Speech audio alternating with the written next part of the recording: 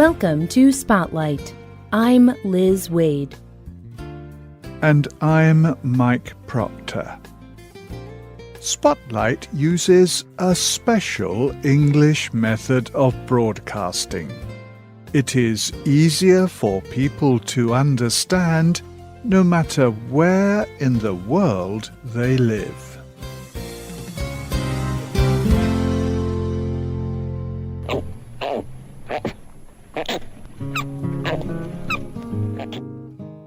Ruby still sleeps in the basket. She sleeps with her soft plaything. She likes to have both hands and feet holding something when she is lifted. Do you want to hold her? Deirdre de Villiers is talking about a baby. But Ruby is not a human baby. She is a small, furry animal, a koala. De Villiers is a koala researcher. She is caring for Ruby. De Villiers rescued Ruby from the mouth of a dog. And Ruby is sick. De Villiers will care for her until she is healthy. Then, Ruby will be able to live in the trees with other wild koalas. Today's spotlight is on these koalas. People often call koalas koala bears. A koala does look like a small-sized bear. Like a bear, it is covered with grey hair or fur. It has large ears, wide eyes, and a long black nose. A koala has a round, furry body, like a bear. But a koala is not a bear. It is a marsupial. Marsupials are animals that have a special way to carry their newborn babies. They have a pouch. The fur on their stomach can open to hold something, a bit like a bag. The koala mother carries her new baby in this pouch. This makes it easier for her to climb trees. Koalas spend most of their lives up in a tree. They eat tree leaves. Koalas particularly like the shiny, dark leaves of the eucalyptus tree. Eucalyptus trees grow in eastern Australia. This is the home of the koalas too. Around the year 1800, Europeans settled in Australia. At this time, there were probably millions of koalas in eastern Australia. The number is much smaller now. The Australian Koala Foundation says there are only about 40 to 80,000 koalas left. This sounds like a big number. However, koalas are in serious danger.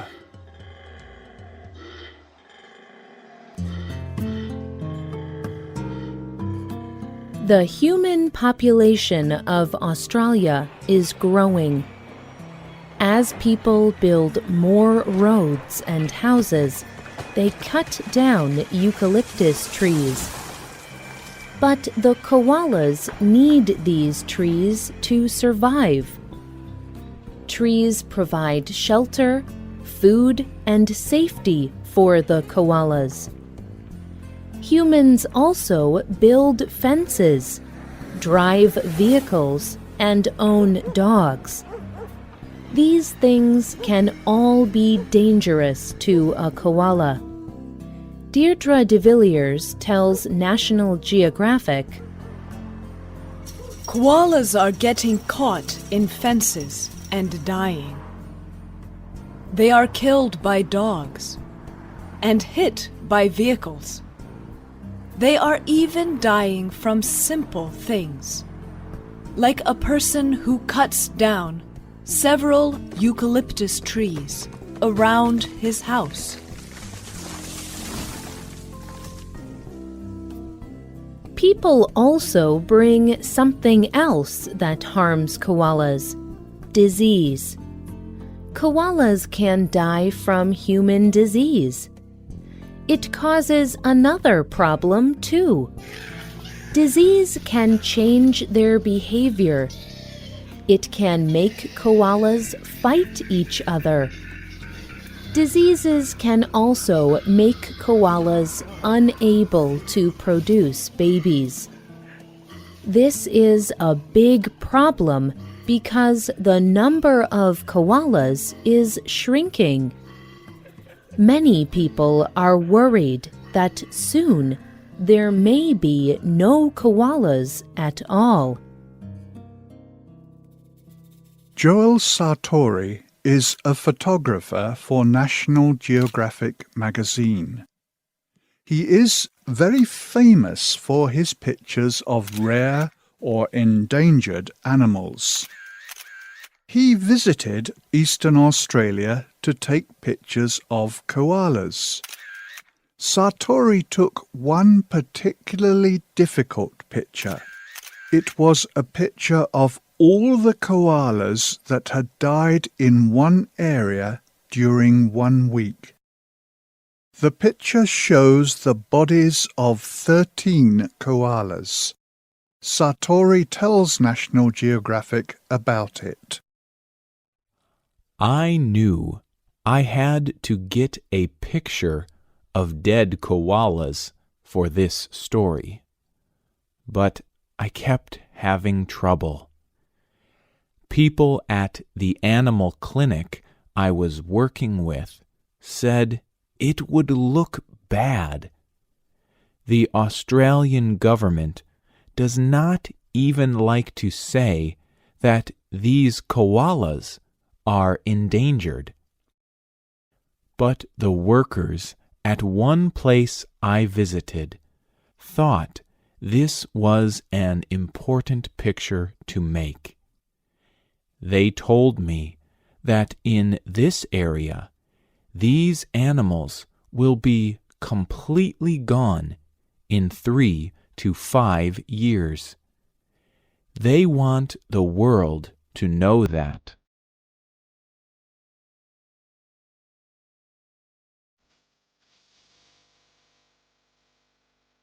The koala has many enemies, such as disease, dogs, and people cutting down trees. But koalas have many friends, too. Many people are working to protect the koalas from danger. People like Deirdre de Villiers take care of hurt koalas. Some people even work with koalas in their own houses. Samantha Longman is one of these people. She takes care of koala babies. She is like their mother. The baby koalas climb on her. They depend on her. She tells National Geographic about this work. It does not leave me much time for anything else. But the little creatures are part of our family. What we are doing is important. Some people work with the government to protect land and trees. The Australian Koala Foundation, or AKF, is asking the government to use more land as natural park areas. These parks would be a good place for koalas to live. The AKF would also like the government to create laws to protect koalas.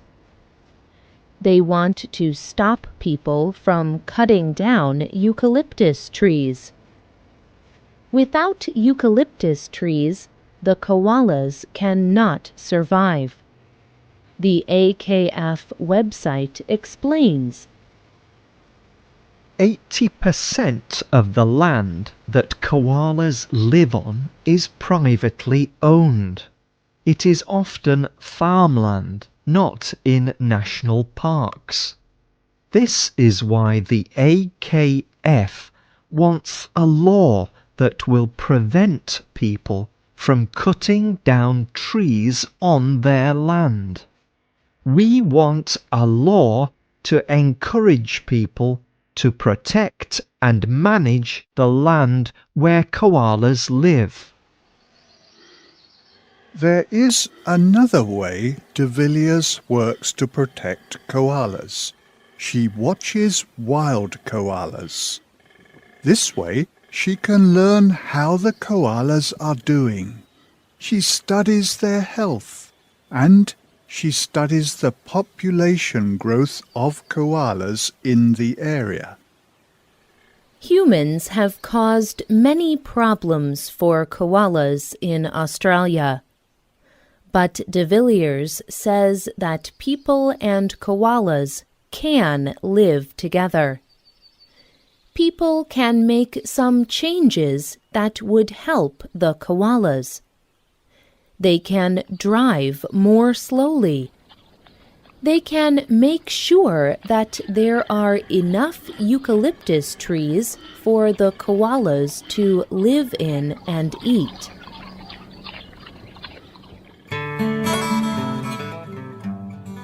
On one trip, de Villiers studied TV, a koala she had watched for over a year. To her surprise, de Villiers discovered TV had a young baby in her pouch. De Villiers shared her excited reaction with National Geographic. While there are still healthy babies, there is still hope.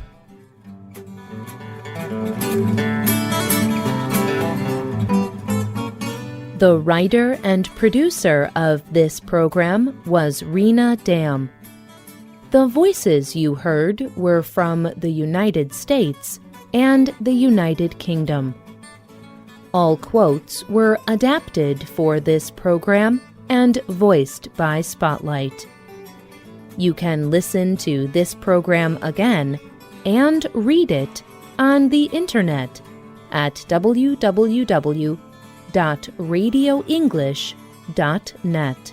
This program is called Koalas in Danger.